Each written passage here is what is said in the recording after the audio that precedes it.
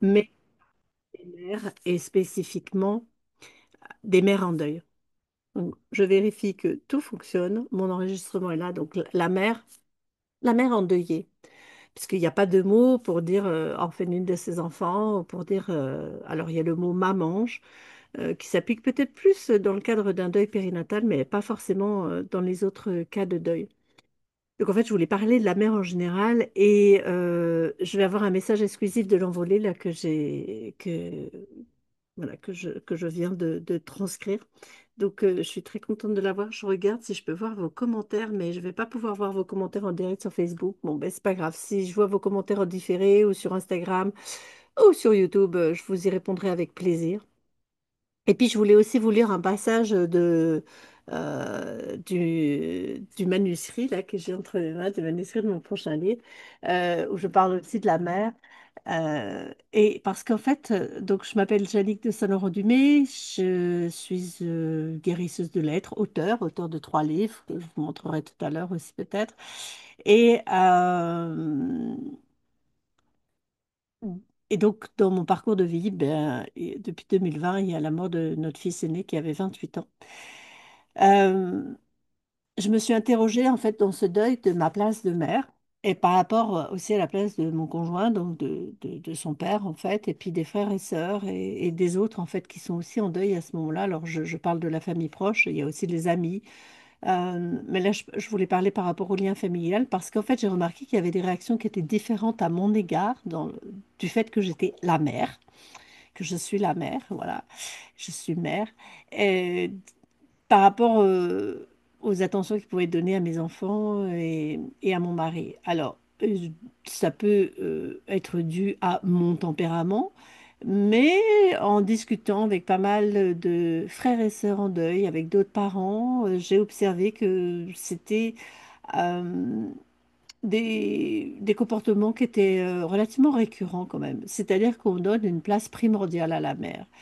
Euh, alors, peut-être je vais vous lire cet extrait déjà de mon manuscrit qui ne parle pas du deuil, mais dans lequel il y a cette histoire de deuil aussi qui parle beaucoup plus de l'enfance. Et à un moment, voilà, je parle de la mère. Elle est si souvent celle qui est là. Fondamentalement, elle est mère. Comme la terre, elle accueille, nourrit, apaise, pourvoit aux besoins, régénère, écoute, console, rassure, encourage. Celle qui est là, de tout temps, et qui sera là jusqu'à la fin des temps, bienveillante, sans jugement, là pour créer la joie, engendrer la vie dans le chaos. Aujourd'hui, elle est celle qui s'en va, qui s'en remet à la terre. Voilà un petit extrait, mais qui montre aussi comment je vois la mer. Euh, et ça va être un petit peu en contraste avec le message que j'ai transcrit donc de l'envolée, c'est-à-dire de mon fils envolé, cette communication que j'ai établie avec lui, alors pas tout de suite après sa mort, on va dire, c'est venu plutôt 10 mois après sa mort. Et que j'ai partagé beaucoup de ces conversations donc, dans mon livre L'Envolée. Ces conversations continuent. Enfin, ce ne sont pas vraiment des conversations, c'est moi en fait qui pose des questions et lui qui me répond. C'est très rare qu'elle s'adresse à moi directement sans que je lui ai demandé. Ça peut arriver, en général, c'est plutôt dans le sens que c'est moi qui pose la question et c'est la réponse qui vient. Donc en fait, moi, ce que j'ai observé, alors dans la famille, on va dire, je suis la plus bavarde. C'est peut-être pour ça que je suis en train ici de faire des vidéos. Euh, je suis celle qui communique le plus facilement. Alors, est-ce que c'est mon tempérament? Est-ce que c'est le fait d'être une femme? Est-ce que c'est le fait d'être un homme? Il y a l'expression des besoins. Bon, puis alors, après, il se trouve que aussi, je suis thérapeute, donc j'ai travaillé sur moi, travaillé en communication non violente, j'ai travaillé en écoute active, etc. Donc, j'ai fait tout ce travail-là d'accompagnement. Donc, j'ai aussi des prises de parole publiques que j'avais donc avant la mort de mon fils et que j'ai continué à avoir. Et puis j'ai fait aussi ce choix, dès après sa mort, d'écrire. Et donc mon premier livre, Il va y avoir encore tellement de jours, a été publié 7 mois après la mort de mon fils. Donc forcément, ça a ouvert des communications, etc. Mais ce que j'ai quand même remarqué, c'est qu'en fait, les gens adressaient leurs condoléances euh, et passaient par moi, en fait. Ils s'adressaient d'abord à moi, après à mon mari, après aux enfants.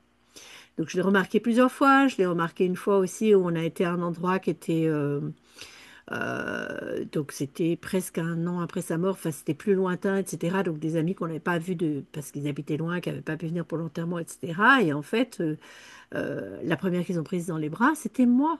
C'était pas mes enfants. Donc le frère et la sœur de notre fils aîné, c'était pas mon mari, c'était moi. Euh, Comme si peut-être j'étais celle qui avait le besoin de plus de soutien, qui était la plus en souffrance. Euh, donc, je cherche pas à tirer de conclusion, mais je cherche à observer et souvent, donc là, il y a aussi des groupes où en fait, c'est souvent les mamans qui s'expriment. Alors peut-être qu'on va dire en général, les hommes ont plus de mal à s'exprimer, mais les frères et sœurs sont souvent des oubliés dans ces deuils-là. Euh, et puis, ce que j'ai aussi remarqué, donc avec toutes les personnes que j'ai pu interviewer, les émissions que j'ai pu entendre, les livres que j'ai pu lire, c'est que souvent aussi les enfants, donc les frères et sœurs, quand il y a un frère ou une sœur qui meurt, les autres enfants euh, se, se mettent eux-mêmes ou alors ont l'impression qu'ils doivent adopter le rôle ou bien on leur demande de soutenir en fait leurs parents et surtout leur mère en fait parce que ben, c'est leur mère qui a beaucoup de chagrin, etc. Et donc il faut que tout soit fort parce que maman le souffre, comme si eux n'avaient pas la parole pour leur propre souffrance. Donc c'est vraiment quelque chose qui m'interpelle, euh, que je trouve étrange, et qui me dérange quelque part aussi. Parce que, alors même si effectivement pour moi personnellement, bah, ça me fait plaisir, mais d'être soutenue comme ça, mais je trouve que c'est pas forcément de l'injustice, mais peut-être il y a un manque d'équilibre vis-à-vis des enfants, vis-à-vis du conjoint. Et par exemple, je sais que donc pour les années qui suivent la mort de notre fils, on a encore reçu des petits messages à la date anniversaire, le 7 août, cette espèce de anniversaire. Il y a des gens qui appellent ça comme ça. Euh, c'est moi qui ai reçu les messages, donc que j'ai transmis à mes enfants. Euh, mais eux n'ont pas reçu de messages, en tout cas parmi nos connaissances communes, on va dire. Après, eux, ils ont peut-être reçu des messages de leurs amis, de leur propre réseau, on va dire, mais de notre réseau commun, de notre réseau familial. Je ne crois pas que mon mari ait reçu les messages directement. C'est souvent moi qui ai reçu les messages. C'est vrai que je suis la plus bavarde, c'est vrai que je suis un peu la messagère, entre guillemets, malgré tout, euh, vis-à-vis de nos enfants qui sont adultes. Euh, je trouve ça Je trouve que c'est un manque d'attention. Et aussi, je dirais, je n'ai pas apporté toute la douleur, je n'ai pas apporté toute la souffrance. Euh, je vis ce deuil, eux aussi ils vivent leur deuil. Et quelque part pour moi, euh, entre guillemets, on est à pied d'égalité, si on peut dire. En tout cas, on est sur la même ligne de front pour vivre ce deuil. Donc, puisque ils avaient respectivement 26 et 22 ans quand leur frère est mort. Alors, bon, c'était des jeunes adultes. Je reste leur mère pour moi aussi. Je reste là pour être un soutien pour eux. Et euh, ils sont aussi jeunes, c'est des jeunes adultes, donc ils ont aussi le droit à ce soutien. Mon mari est aussi affecté que moi, il va l'exprimer différemment. Alors oui, c'est vrai, c'est peut-être, enfin c'est pas peut-être, c'est sûr, c'est moi qui ai porté notre fils dans, dans mon corps. C'est moi qui ai ce lien particulier avec lui. C'est moi qui l'ai nourri, etc.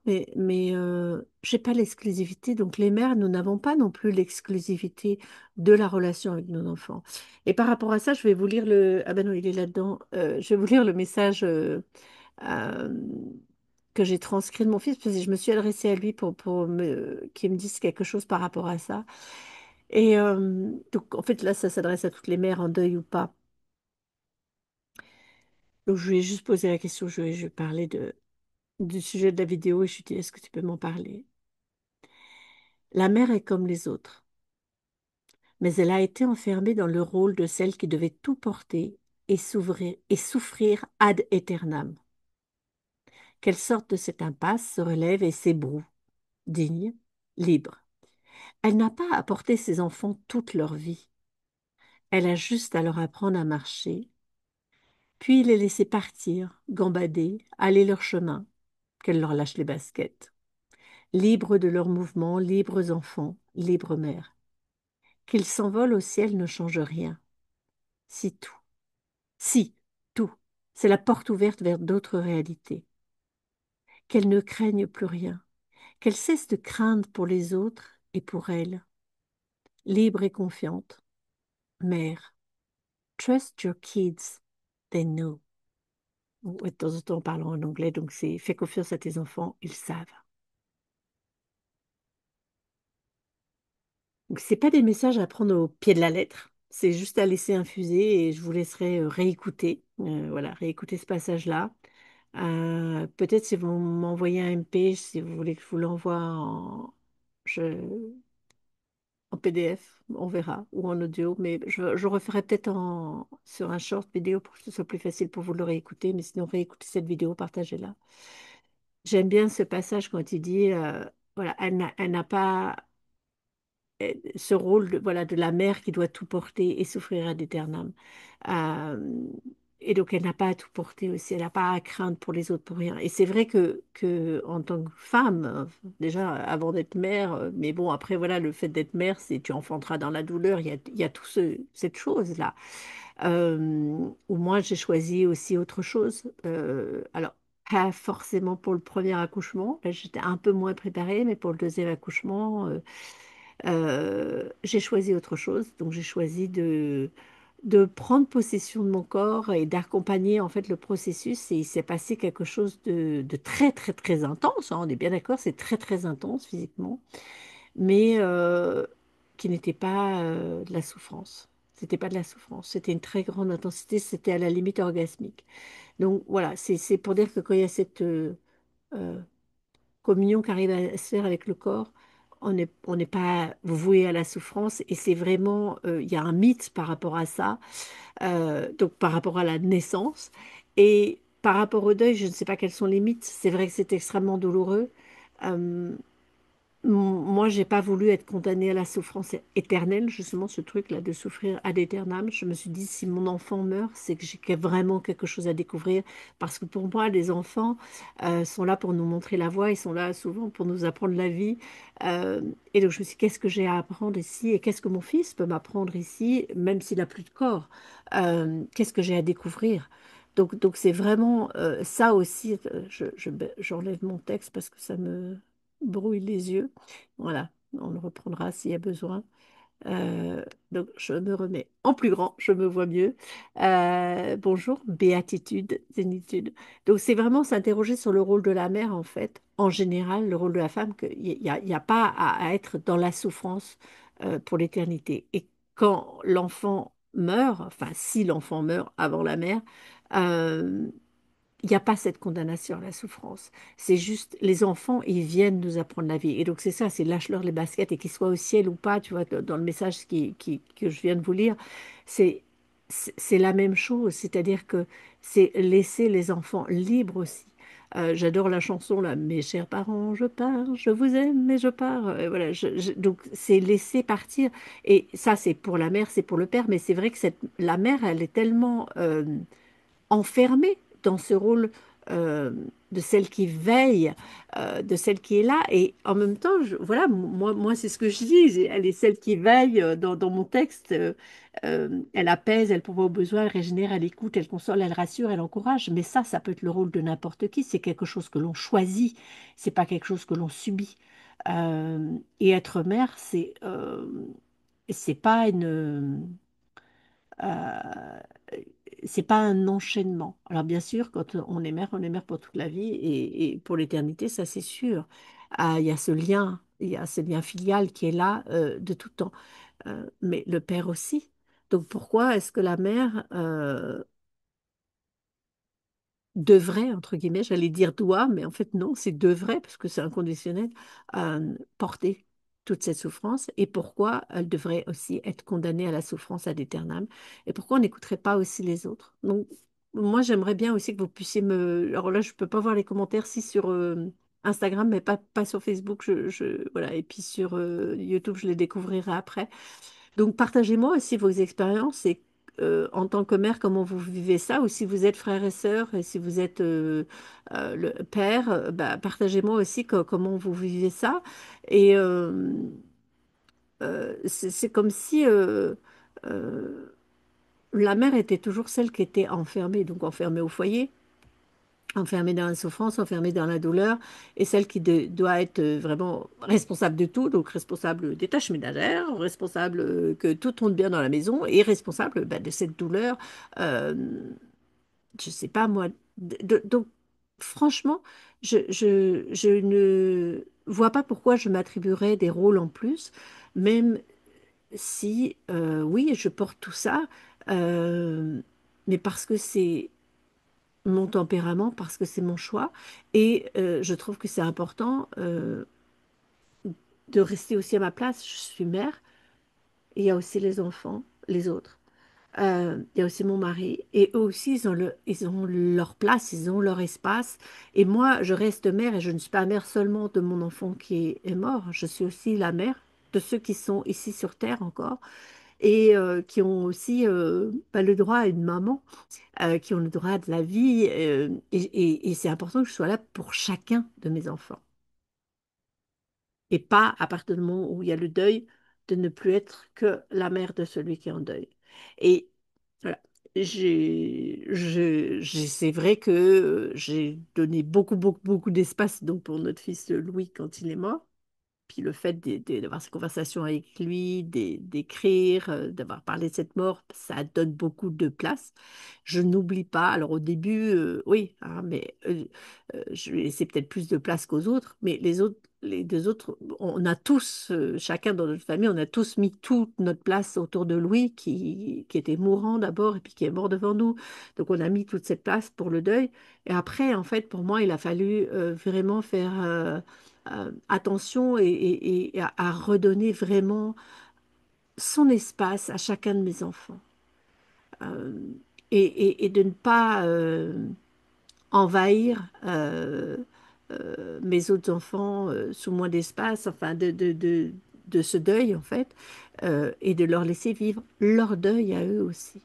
Ça, pour moi, c'est vraiment très important. Donc, pour moi aussi, c'est ça, la mère. La mère, c'est de laisser de l'espace pour chacun et d'avoir mon espace propre, d'avoir aussi l'espace pour l'autre. Mais c'est vrai que dans la réaction de l'entourage, euh, pour moi, j'ai l'impression que c'est toujours la mère. Et alors, l'autre fois, j'en ai parlé avec quelqu'un qui me disait, oui, mais c'est normal, c'est la mère qui porte l'enfant, c'est elle qui souffre plus, etc. Mais de toute façon, il n'y a pas de hiérarchie dans la souffrance. C'est comme quand on me dit la mort d'un enfant, c'est ce qu'il y a de pire. Alors, c'est ce qui a peut-être qui est le moins dans l'ordre des choses, mais euh, qu'est-ce qui est pire quand on a 15 ans et que sa mère meurt? Enfin, je sais pas, en fait. Quand on a son frère adoré, avec qui on est super complice, qui meurt, ou son meilleur ami, qu'est-ce qui est pire? Il n'y a pas de hiérarchie dans la douleur. Il n'y a pas de pire. Euh, il y a la douleur, il y a la souffrance, il y a le deuil, et puis il y a après qu'est-ce qu'on choisit de créer aussi. Donc pour moi, en tant que mère, c'est aussi de garder de l'espace pour chacun. Et c'est de ne pas oublier de vivre. Donc quand j'ai plus le message sous les yeux, mais quand il me dit de vivre libre, je vais peut-être vous le relire une fois, ça me fera aussi du bien de le relire, mais quand il dit, voilà, la mère est comme les autres. Mais elle a été enfermée dans le rôle de celle qui devait tout porter et souffrir ad aeternam. Qu'elle sorte de cette impasse, se relève et s'ébroue. Digne, libre. Elle n'a pas à porter ses enfants toute leur vie. Elle a juste à leur apprendre à marcher, puis les laisser partir, gambader, aller leur chemin, qu'elle leur lâche les baskets. Libre de leur mouvement. Donc là, c'est libre qui est au pluriel, hein. Les enfants libres de leur mouvement. Libres enfants. Libres mères. Qu'ils s'envolent au ciel ne change rien. Si, tout. C'est la porte ouverte vers d'autres réalités. Qu'elles ne craignent plus rien, qu'elles cessent de craindre pour les autres et pour elles. Libre et confiante. Mère, trust your kids, they know. Donc c'est vraiment être libre et confiante. Et c'est aller un petit peu sortir en fait de ce schéma aussi de la mère qui devient possessive, euh, qui n'est plus seulement responsable, mais qui va étouffer en fait l'enfant, je pense, un livre que j'ai lu récemment, enfin un livre qui est ancien, mais La promesse de l'aube de Romain Gary, où il y a cette mère qui est complètement, euh, qui laisse pas d'espace en fait à son fils. Bon, grâce à ça, il est devenu écrivain, il y a eu plein d'autres choses, mais qui étouffe complètement son fils et qui ne le laisse pas choisir. Donc ce qui est important, c'est ça, c'est en fait de, d'être là pour lui apprendre à marcher. Mais après, voilà, il y a un moment, on lui lâche la main et on le laisse marcher tout seul. Donc c'est par rapport au premier pas, par rapport à la marche, mais c'est pour le reste aussi après. Et c'est là, euh, avoir confiance aussi que ce qui se passe pour mon fils maintenant, qui n'a plus de corps, euh, il est en paix, lui. Donc avoir cette confiance-là. Et aussi, euh, ben, être là aussi pour apprendre à mes autres enfants, ceux qui sont en deuil de leur frère, à marcher en fait dans ce deuil, euh, et en même temps en les laissant marcher aussi, en les laissant aller à leur pas, à leur rythme, en étant là en fait. Et donc dans ce que je dis dans mon manuscrit, voilà, de celle qui écoute, qui console, qui rassure, qui encourage. Mais en aucun cas celle qui étouffe, qui enferme, et en aucun cas celle qui est la dépositaire, on dirait, de toute la souffrance et de toute la douleur. Je ne sais pas si ça vous parle, mais voilà ma réflexion que je voulais faire aujourd'hui, que je voulais vous partager parce que je trouve ça important d'aller observer ça. D'ailleurs, j'ai vu que le 1er mai, ça avait été mis aussi la journée des mères endeuillées. Et ben, il n'y a pas de journée des papas endeuillés et que souvent les papas sont aussi beaucoup, beaucoup oubliés euh, dans ces journées-là, dans ces deuils-là aussi. On donne des jours à la mère, mais des jours de congé, par exemple, dans le travail, dans le cadre du deuil d'un enfant, pour le père, il n'y en a pratiquement pas. Il faudrait qu'il retourne au boulot comme ça. Euh, il y a une sorte, pour moi, c'est un déséquilibre. C'est un déséquilibre. Donc, c'est retrouver l'équilibre. Et cet équilibre, il vient aussi de nous, en tant que mère, qui parfois avons tendance aussi à se dire, à tout contrôler, en fait, hein. C'est moi qui gère, c'est moi qui sais tout pour mes enfants, etc. Non, non, non. Et puis, alors, il y a eu aussi une chose que, on parle beaucoup de couper le cordon.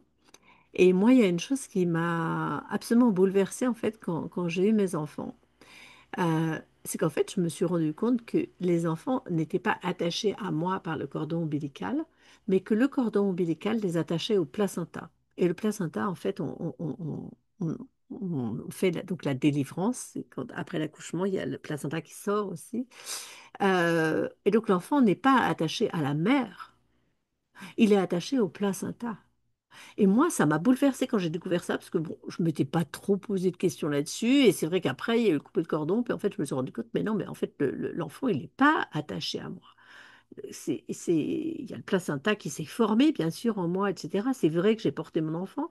Euh, mais donc, il ne s'agit même pas de couper le cordon. En fait, c'est c'est un mythe, cette histoire du cordon ombilical, que l'enfant est attaché à la mère. Non, il est attaché au placenta qui va le nourrir, qui est cette poche nourricière qui s'est créée effectivement dans le ventre de la mère. Mais je trouve que d'observer ça, vraiment l'observer, comment ça se passe physiquement, ça remet un peu en place ce truc physique. Donc c'est veiller, en fait, en tant que mère, oui, qu'il y ait toujours ce placenta, qu'il y ait toujours ce truc nourricier qui soit là, cette fonction nourricière, mais il n'y a pas de cordon.